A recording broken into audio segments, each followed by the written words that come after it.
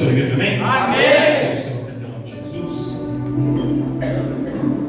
E agora comigo a sua Bíblia, no segundo livro dos reis de Israel, no capítulo de número 8. Segundo livro dos reis, capítulo de número 8. É o texto para nós essa noite. Vamos fazer a leitura de 6 versos, o verso 1 até o verso de número 6, do capítulo 8, do segundo livro dos reis de Israel. À medida que você for encontrando, já vai glorificando, adorando o Senhor. Você que ainda não encontrou, vou te dar mais um tempinho. Pronto, já dei, é o suficiente. E você vai acompanhar pelo data-show, se você não tiver achado. Segundo livro dos reis, capítulo de número 8, uma passagem conhecida que tem por tema, por epígrafe, a sunamita retorna ou volta para a sua terra. Diz assim, capítulo 8, verso 1. E falou Eliseu àquela mulher cujo filho vivificara, dizendo: levanta-te e vai-te, tu e a tua família, e peregrina onde puderes peregrinar, porque o Senhor chamou a fome, a qual também virá à terra por 7 anos. E levantou-se a mulher e fez conforme a palavra do homem de Deus, porque foi ela com a sua família e peregrinou na terra dos filisteus pelo período de 7 anos. E sucedeu que, ao cabo dos 7 anos, a mulher voltou da terra dos filisteus e saiu a chamar ao rei pela sua casa a clamar ao rei, pela sua casa e pelas suas terras. Ora, o rei falava a Geazi, moço do homem de Deus, dizendo: conta-me, peço-te, todas as grandes obras que Eliseu tem feito. E sucedeu que, contando ele ao rei como vivificara a um morto, eis que a mulher cujo filho vivificara clamou ao rei pela sua casa e pelas suas terras. Então disse Geazi: ó rei, meu senhor, esta é a mulher, e este é o seu filho a quem Eliseu vivificou. E o rei perguntou à mulher, e ela lhe contou. Então o rei lhe deu um eunuco, dizendo: faze-lhe restituir tudo quanto era seu, e todas as rendas das terras, desde o dia em que deixou a terra até agora. E você nosso Deus, irmãos, Ele é um Deus de restituição. Ele é um Deus que restitui. Mas o processo que Deus usa para restituir é diferente na vida do diácono Luiz Felipe, na vida do presbítero Eduardo, na vida do pastor Inácio, na minha e na sua vida. Deus tem estratégias, Deus tem modos, Deus tem formas, e Deus tem um momento certo de agir. Eu tenho certeza que entraram pessoas hoje aqui, olhou no letreiro, viu ali o banner e falou: hoje é culto da vitória, então eu vou lá para buscar a minha vitória. A minha vitória não é nem algo novo, pastor. A minha vitória é algo que eu perdi lá atrás, mas que eu tenho certeza que Deus vai me restituir. Eu quero te dizer, o Deus da restituição marcou um encontro conosco aqui nesse lugar. Eu não sei o que foi que você perdeu ao longo do caminho. Talvez você perdeu um casamento, talvez você perdeu uma situação financeira estável, talvez você perdeu um ministério que estava crescendo, talvez você perdeu a sua alegria, talvez você perdeu a sua saúde, mas o Deus da restituição, Ele está a chegar, e Ele tem uma obra para fazer, e Ele quer entregar na sua mão tudo aquilo que foi perdido. Se você crê, já levanta a mão, coloca a mão direita aí para o alto e já vai profetizar sobre a sua vida, que o Deus da restituição, antes de eu começar a pregar, esse Deus da restituição está mandando dizer aqui neste lugar que hoje é noite dele entregar nas mãos de pessoas que vieram buscar coisas que ficaram perdidas e que você talvez duvide que ele possa trazer. Ele vai trazer e vai colocar na sua mão, e o nome dele será glorificado e exaltado.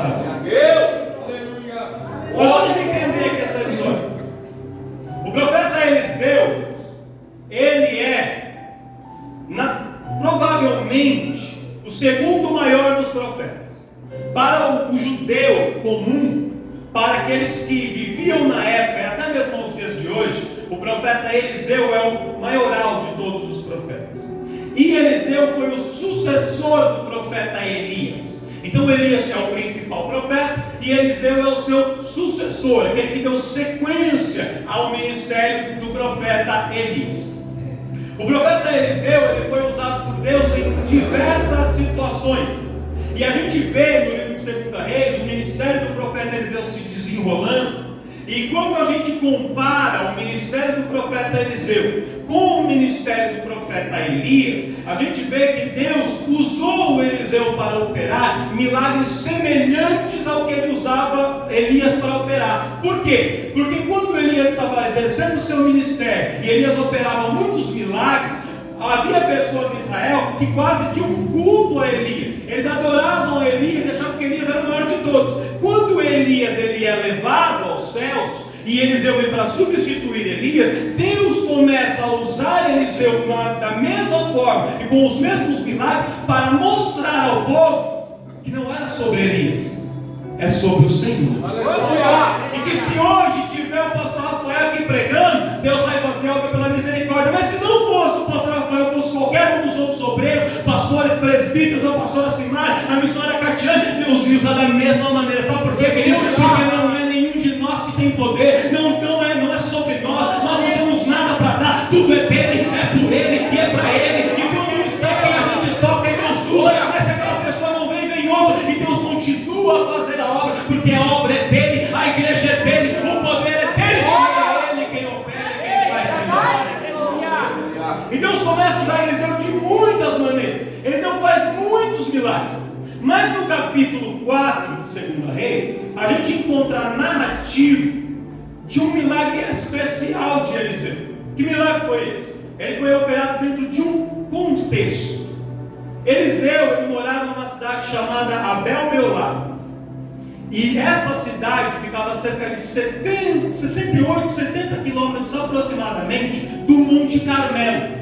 E o Monte Carmelo foi o mesmo lugar onde o profeta Elias, antecessor de Eliseu, havia confrontado os profetas de Baal, os profetas de Azera, onde ele havia orado a Deus e Deus ouvia pela oração. O Monte Carmelo era um lugar de encontro com Deus. E o profeta Eliseu elege o Monte Carmelo, ele escolhe o Monte Carmelo para ser o seu lugar de intimidade e comunhão com o Senhor. Então, de tempos em tempos, Eliseu saía de Abel-Meolá, caminhava 70 quilômetros para ir até o Monte Carmelo, a pé. A caminhada naquela época, um homem judeu médio, de uma idade ali de seus 40 e poucos anos, considerando o tipo de terreno, que tinha um terreno um pouco montanhoso, havia algumas regiões mais secas, ele caminhava por volta de 25 a 30 quilômetros diários. Então essa caminhada de 70 quilômetros ia durar aproximadamente de 2 dias e meio a 3 dias. Então ele saía, caminhava, parava em algum lugar para descansar, caminhava de novo, parava em outro lugar para descansar e chegava no Carmelo, no final do terceiro dia, ou ali no meio do terceiro dia. E Eliseu fazia isso com muita frequência. E uma das cidades pelas quais ele passava no seu trajeto era uma cidade chamada Sunem. E essa cidade chamada Sunem ficava mais ou menos na metade do caminho. Então ele caminhava uns 30 quilômetros, chegava em Sunem, e depois de Sunem, mais ali uns 30 e poucos quilômetros, ele chegava ali no Monte Carmelo.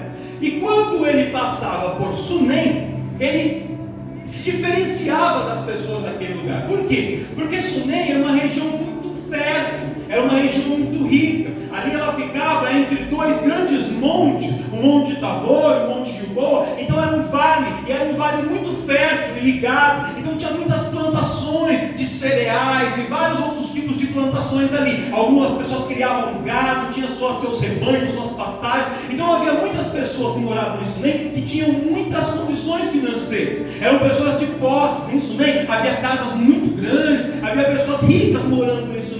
Boa parte dos fazendeiros que plantavam tudo ali naquela região, ou das fazendas da região, eles tinham as suas casas no vilarejo da pequena cidade de Sunem. Sunem seria hoje como um condomínio de gente rica, mais ou menos assim. E era aquele lugar, e Eliseu passava por ali, e Eliseu andava vestido com roupas muito simples de profeta. Então ele tinha ali uma aparência diferente das outras pessoas. pessoas, ele não andava com roupas de marca, ele não tinha nada de luxo, era uma pessoa muito simples e muito, ele era raiz, era bem de raiz mesmo. Então quando ele passava, as pessoas olhavam e a aparência dele se destacava. E no começo, mas passando a primeira, a segunda, a terceira vez, ninguém ainda conhecia Eliseu. Mas com o tempo e com os milagres que Deus vai usando Eliseu para operar, ele começa a se tornar conhecido. E à medida que ele vai passando por Sunem, ele começa a atrair os olhares das pessoas. Não só pela sua aparência, mas por aquilo que Deus começa a usar ele para fazer. Ele começa a se destacar. E uma mulher daquela cidade, uma mulher de boas condições financeiras, casada com um fazendeiro da região,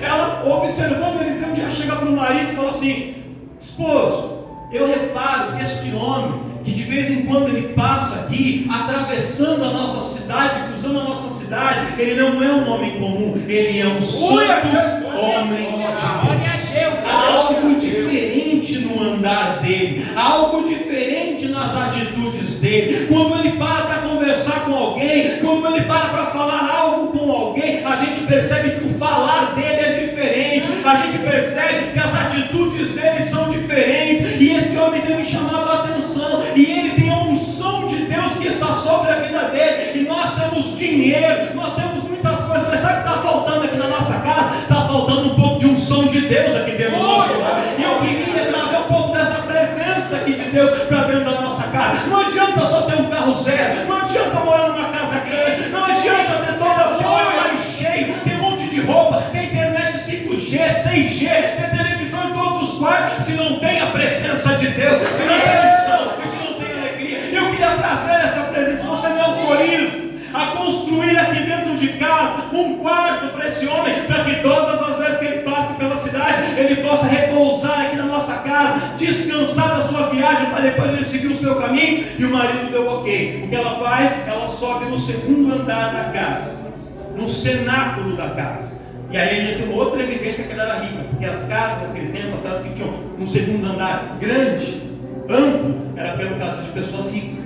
E ali ela constrói no alto da casa, no segundo andar da casa, um quarto para o profeta Eliseu. Coloca ali uma cama, coloca uma cadeira, uma mesa e um candeeiro, um candelabro. Para quê? Para que todas as vezes que ele passasse, estando cansado, ele poderia dormir na cama, e precisando estudar, meditar na palavra, orar, fazer suas refeições. Ele tinha cadeira, ele tinha mesa, ele tinha toda a estrutura para poder permanecer naquela casa o tempo que ele quisesse. E Eliseu usa aquela casa, ele repousa naquele lugar durante muito tempo.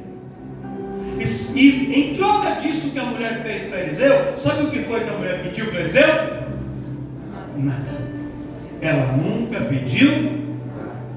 Você consegue olhar para o irmão e dizer para ele assim: abençoa alguém, faça o bem para alguém, sem esperar nada em troca, porque Deus vai te recompensar, porque Deus vai te honrar, porque Deus vai te abençoar, porque Deus é sobre aquele que entrega e que faz aquilo que o homem não pode fazer. Ela abençoa e você esperar nada em troca. Mas Eliseu, como um homem de Deus, ele tem no seu coração um sentimento de gratidão, porque o crente tem gratidão no coração. E ele começa a conversar com o seu moço, Geazi, que acompanha, e fala assim: Geazi, eu vejo que essa mulher tem de tudo. Eu não tenho, ela não precisa de dinheiro, ela não precisa de casa, ela não precisa de nada, ela tem tudo, mas eu queria fazer algo por essa mulher. O que a gente pode fazer por ela? E Geazi falou assim: Eliseu, ela tem saúde, ela tem dinheiro, mas ela não tem filhos. Será que Deus podia dar um filho para ela? Eliseu falou: às vezes a bênção que a gente precisa não são as coisas materiais. Às vezes, a bênção que a gente precisa é algo que está faltando dentro da nossa família. E Deus, irmãos, Ele opera no meio das famílias. Eu quero dizer para você uma palavra. Você que veio aqui hoje e está preocupado com a sua família, com o filho, com o pai, com a mãe, com o esposo, com o irmão, com o cunhado, com a sogra, com a avó. Eu quero dizer, Deus ainda trabalha no meio das famílias. Deus é um Deus que tem um compromisso com a família. Às vezes você já não sabe mais o que fazer com aquele filho, com aquela filha, com aquela esposa, com aquele esposo, com aquele pai. Você não sabe mais, mas Deus, Ele vai entrar no meio da sua família. Ele vai entrar dentro da sua casa. Ele vai, querido, aonde você não conseguir Ele vai fazer um milagre no meio da sua família. Quem acredita nisso? Quem acredita nisso? Oh, aleluia! Oh, Senhor. Eliseu ora e profetiza. E a mulher engravida, já sendo seu marido avançado em idade. 9 meses depois o menino nasce um menino, um varão.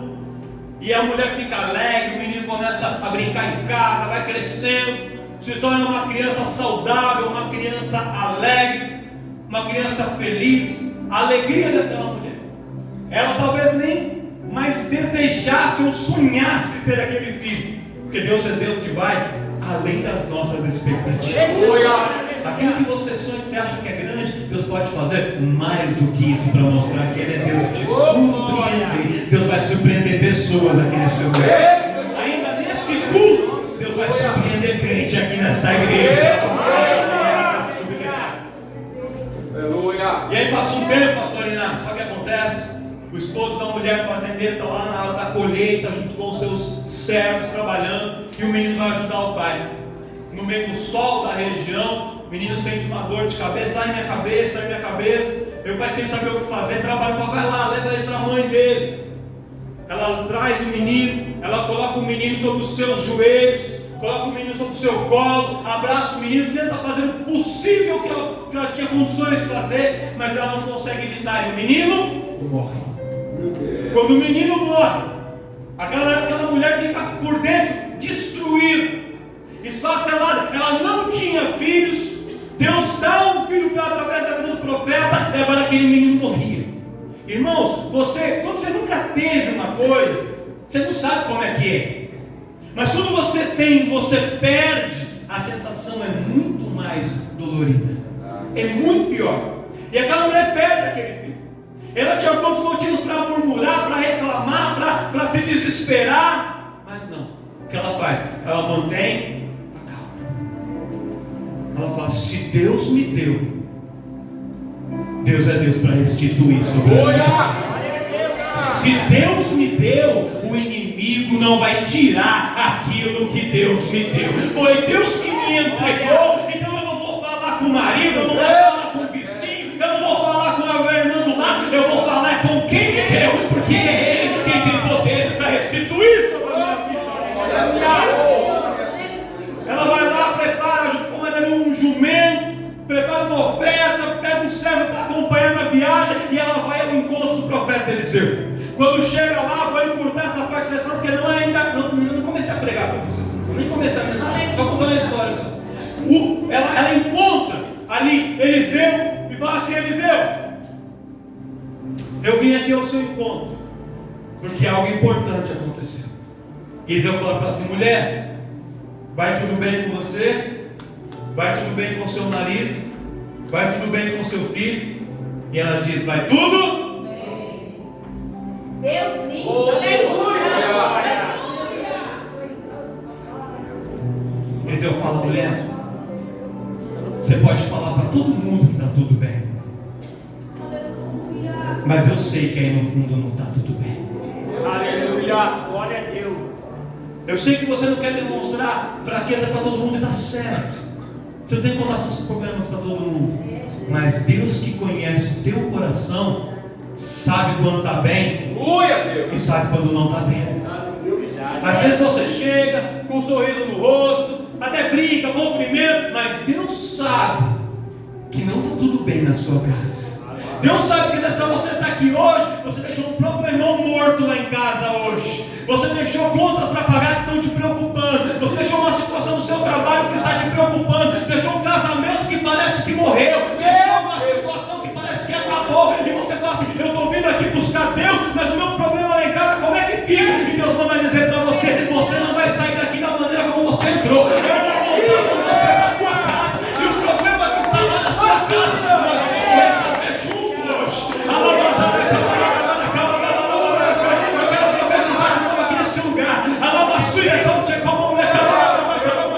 você não veio para mais um culto, para mais uma reunião, para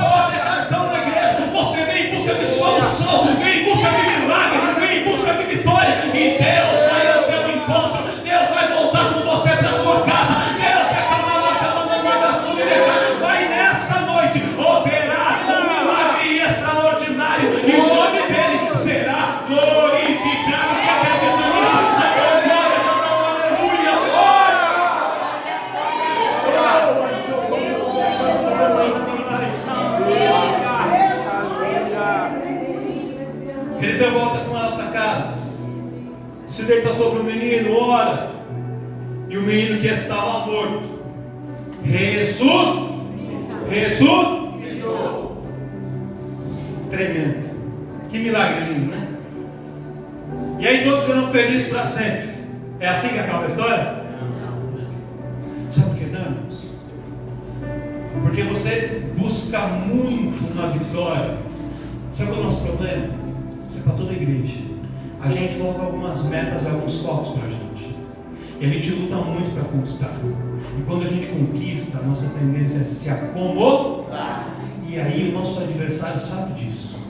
Então ele geralmente nos ataca de uma maneira terrível após momentos de grandes conquistas e grandes vitórias. Por quê? Porque a gente conquistou, a gente acha que já recebeu o que precisava, e a gente dá um tiro no pé do acelerador, a gente dá uma...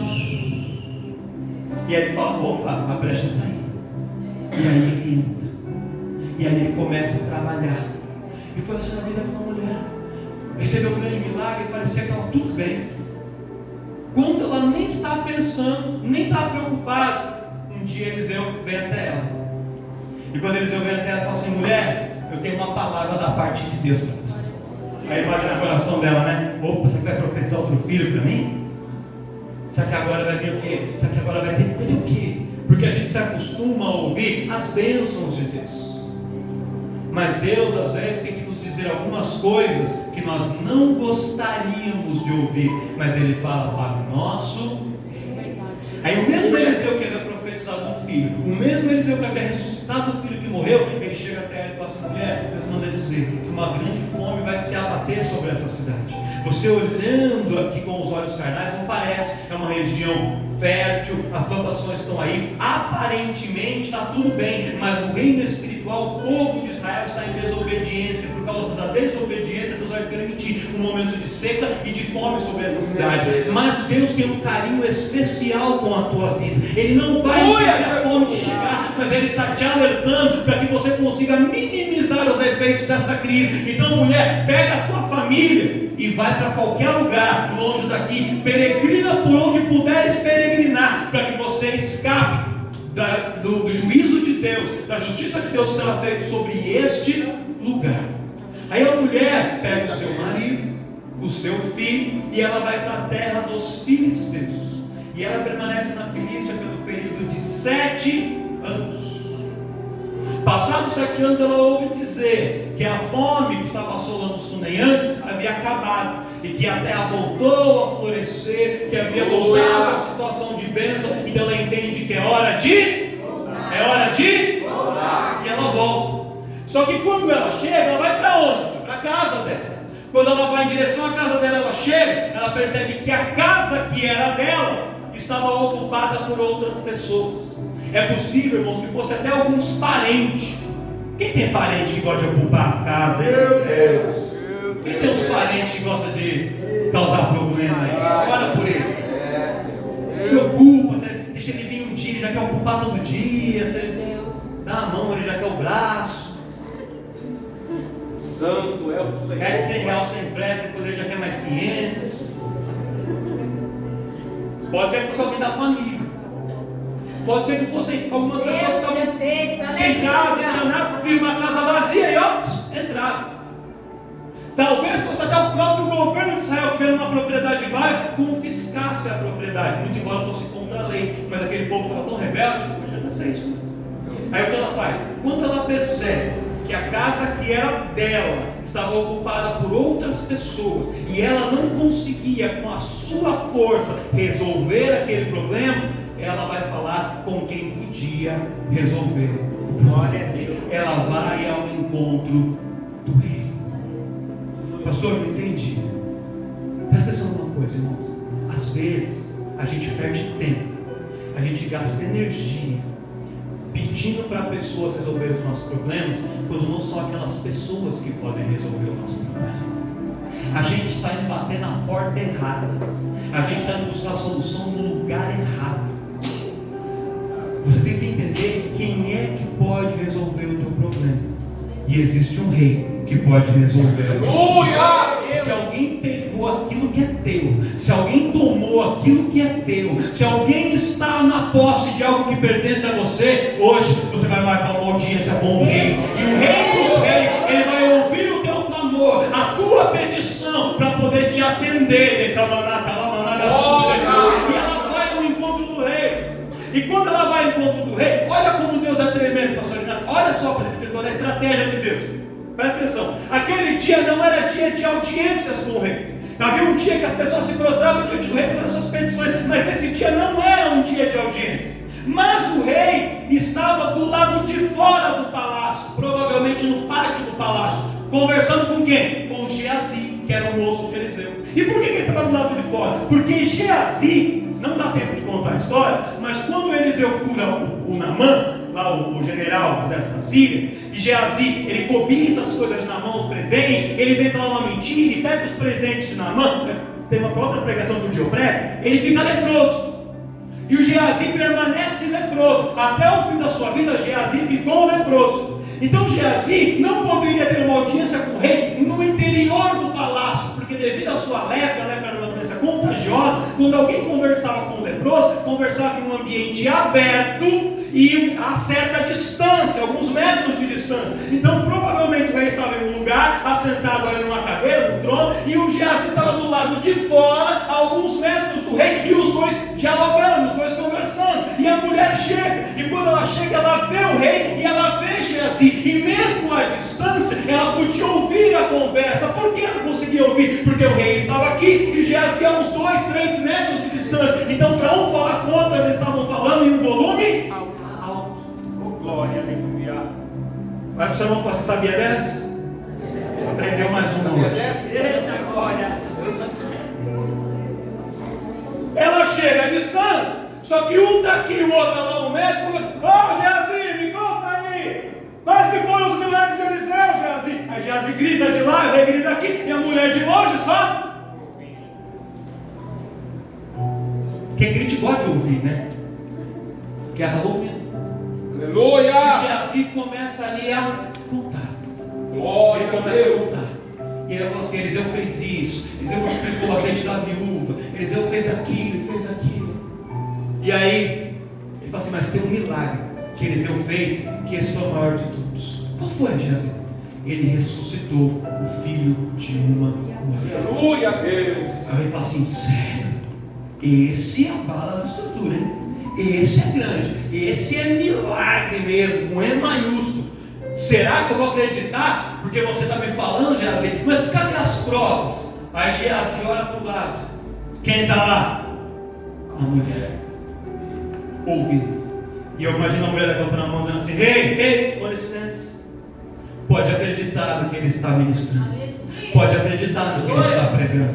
Porque a mulher que ele está falando sobre e o filho que foi ressuscitado é esse menino aqui do meu lado. Hoje não é mais um menino, hoje é um homem que está aqui do meu lado. Nós somos fruto do milagre de Deus. Deus usou a vida de Eliseu para operar milagres na nossa vida, e nós estamos aqui para testificar daquilo que Eliseu fez. E ela conta tudo, narra toda a história em detalhes, e o rei vai enchendo seu coração de alegria e de fé, e fica surpreso.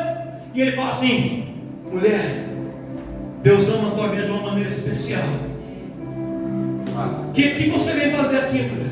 Aí eu vim aqui porque entraram nas minhas terras, invadiram a minha casa e eu perdi tudo. E o rei fala: perdeu até 5 minutos atrás, porque agora a restituição chegou.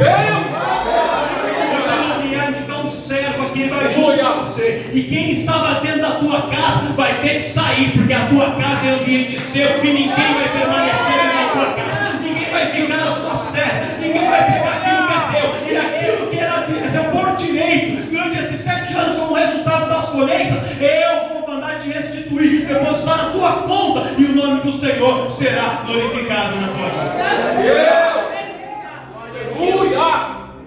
É linda a história. Só que essa história para a gente encerrar 5 minutos. Deus tem algumas coisinhas para nos ensinar aqui. Sabe o que Deus quer falar conosco nessa noite? Sabe qual que é o principal ponto dessa mensagem? A importância do testemunho. Você consegue olhar para um crente e dizer assim: conta, fala, daquilo que Deus tem feito na tua vida. Esta glória. Aleluia. Lindo, Meu aleluia. Deus. Glória. Você sabia que você está sentado do lado de um milagre de Deus? Essa pessoa do teu lado é um milagre de Deus. Às vezes nem ela mesmo sabe, mas ela é um milagre de Deus. Todos nós, irmãos, temos histórias, já passamos por coisas, já vencemos problemas. Às vezes a situação que você venceu foi diferente da situação do irmão, mas todos nós temos história para contar, temos conquistas para relatar, temos milagres para testificar. Só que às vezes a gente se cala e a gente fala assim: não tem problema, porque o pastor Inácio está pregando, Deus está falando, Deus usa o presbítero Eduardo, Deus está falando. Só que veja essa história: Deus levanta Geazi estava pregando para o rei, e o rei ouviu a palavra de Geazi. Só que entre a pregação e ver o testemunho tem uma diferença. Uma coisa é eu dizer que Deus fez na vida de Eliseu, na vida de Abraão, na vida de Davi, na vida de Isaac. Outra coisa é alguém dizer: Deus fez lá, mas Ele continua fazendo hoje. Eu estou aqui e eu sou milagre de Deus.